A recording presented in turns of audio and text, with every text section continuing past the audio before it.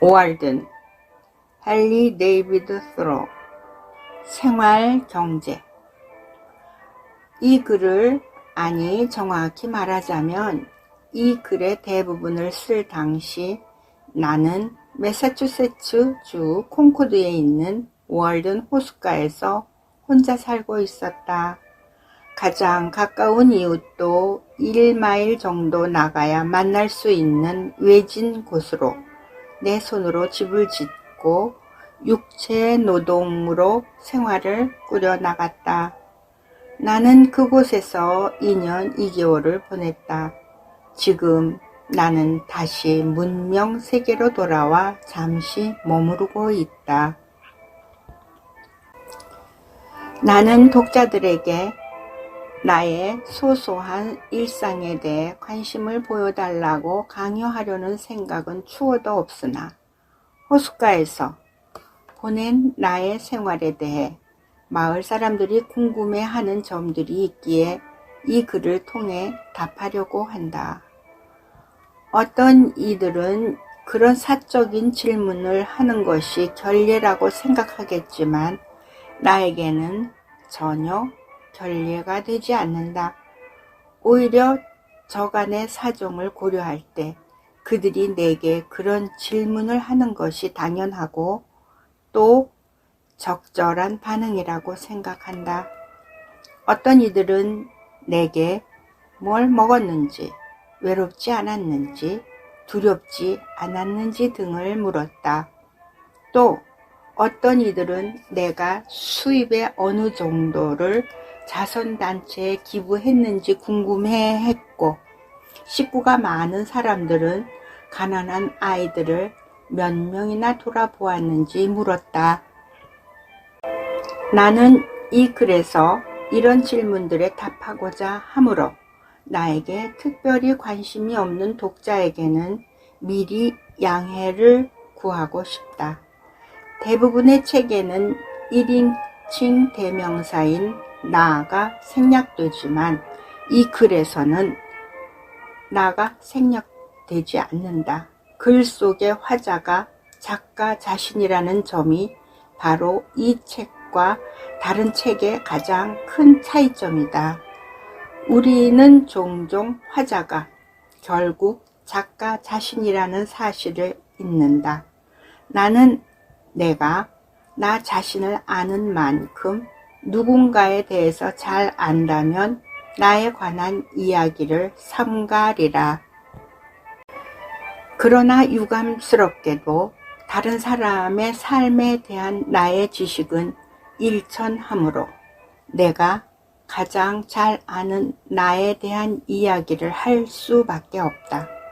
덧붙이자면 나는 어떤 작가든지 나의 삶에 대해서만 쓰지 말고 소박하고 진솔하게 자신의 삶에 대해 글을 써야 한다고 생각한다. 타지에서 고향의 친지에게 쓰는 그런 글 말이다. 자신이 진솔한 삶을 살았다면 그 이야기는 제3자에게 새로운 경험이 된다. 이 글은 아마도 가난한 학생들에게 특히 적합하리라 생각된다. 그 외의 독자들은 자신에게 적합한 부분만 취사 선택하리라 본다. 몸에 맞지 않는 외투를, 솔기를 늘려서 억지로 입으려고 하는 사람은 없으리라 믿는다. 자신에게 적합하지 않은 것은 아무런 도움이 되지 않기 때문이다.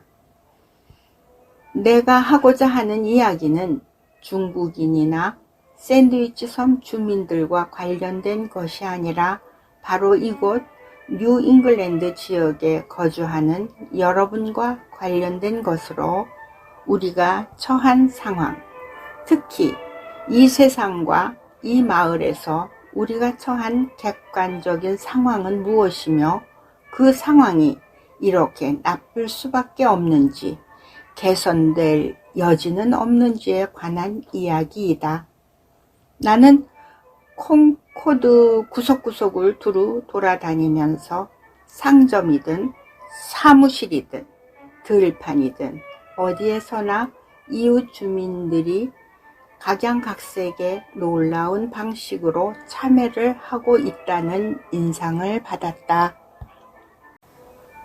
불어많은 사방에 불에 둘러싸인 채로 앉아 태양을 바라보기도 하고 불 위에 거꾸로 매달리기도 하고 머리를 뒤로 돌려 하늘을 쳐다보다가 목이 정상적으로 되돌아오지 않아 음식을 삼킬 수 없게 되자 유동식만 하기도 한다고 들었다.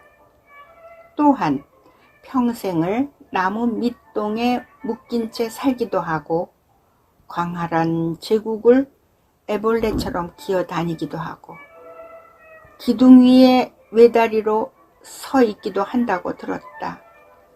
그러나 이렇게 다양한 형태의 의식적인 참여보다 더 놀라운 광경을 나는 매일 목격한다. 헤라클레스의 12가지 노역도 나의 이웃들이 해야 하는 일에 비하면 하찮은 일이다. 헤라클레스의 노역은 12가지 뿐이고 끝이 있는 일이다. 그러나 내 이웃들이 헤라클레스처럼 괴물을 처치하거나 포획하거나 노역을 끝내는 것을 나는 본 적이 없다. 그들에게는 헤라클레스를 도와 히드라의 머리 뿌리를 달군 쇠로 지진 이올라우스 같은 친구도 없을 뿐더러 그들의 노역은 머리 하나를 자르면 그 자리에 머리 2개가 솟아나오는 히드라처럼 한도 끝도 없다. 이곳 젊은이들은 불행히도 농장, 집, 헛간, 가축, 농기구 등을 물려받았다. 이 모두는 얻기는 쉬워도 없애버리기는 어렵기 때문에 그들은 운 나쁜 사람들이다. 차라리 드넓은 초원에서 태어나 늑대 젖을 먹고 자랐다면 자신이 노동해야 하는 벌판이 어떤 곳인지 더 분명히 보게 되었으리라. 누가 그들의 땅의 노예로 만들었는가? 그들은 왜 한 팩의 먼지만 먹어도 되는데 60에이커나 되는 먼지를 먹으려 하는가? 그들은 왜 태어나자마자 무덤을 파기 시작하는가? 그들은 자기 앞에 놓인 이 무거운 짐들을 앞으로 밀고 나아가면서 인간다운 삶을 살려고 애쓴다. 나는 노동의 무게에 짓눌리고 숨을 헐떡이면서 인생의 길을 가까스로 기어내려가는 불쌍한 영혼을 수없이 만났다. 그들은 가로 세로가 각각 75피트와 40피트나 되는 큰 헛간을 건사하고 아무리 닦아도 깨끗해지지 않는 아우게이아스의 외양간과 씨름하며 100에이커나 되는 토지, 경작지, 목초지, 살림지를 돌봐야 한다. 처치 곤란한 유산을 물려받고 지키느라 애쓸 필요가 없는 무일푼인 사람들은 부피가 몇 세제곱피트밖에 안 되는 자기 육신을 진정하고 수양하기만 해도 벅차다고 생각한다. 그러나 일의 노예가 되는 것은 옳지 않다. 인간의 육신은 곧 토양으로 섞여 들어가 퇴비로 변한다.